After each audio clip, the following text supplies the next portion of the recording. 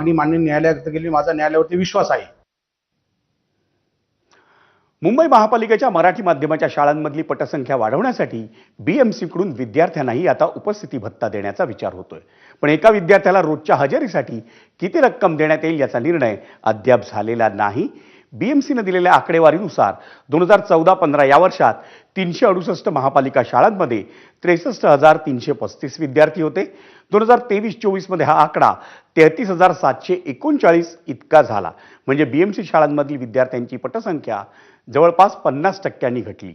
या कालावधीत मराठी माध्यमाच्या शाळांची संख्या ही 368 वरून 262 इतकी कमी झाली आहे.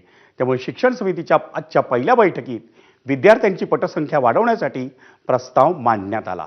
हा प्रस्ताव महापालिका शाळांमधल्या विद्यार्थिनींसाठी असलेल्या सध्याच्या उपस्थिती भत्ता योजनेच्या धर्तीवरच कार्यान्वित करण्यात येण्याची शक्यता आहे. या योजनेनुसार 1ली ते 8वीच्या विद्यार्थिनींच्या नावानं पोस्ट खात्यात मुदत ठेवी केल्या जातात.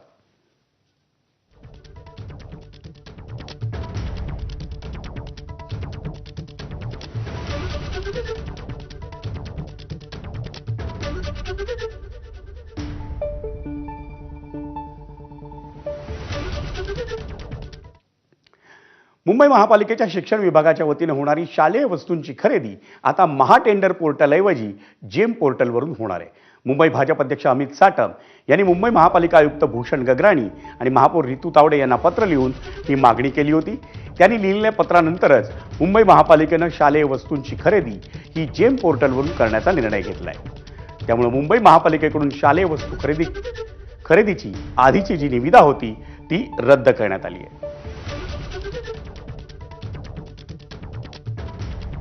मुंबई महानगरपालिकेतील शिकणाऱ्या विद्यार्थ्यांना 27 गोष्टी ज्या विकत महानगरपालिकेच्या माध्यमातून घ्यायच्या आहेत त्या आधीच्या प्रचलित पद्धतीनुसार घेण्याचा प्रस्ताव हा पारित करण्यात आला होता.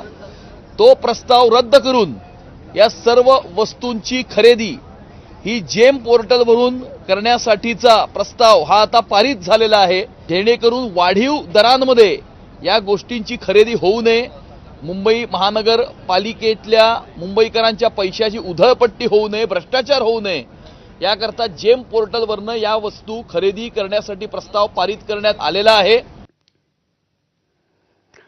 मुंबईतल्या मेट्रो 3 म्हणजे भुयारी मेट्रो मार्गावरच्या स्थानकांबाहेर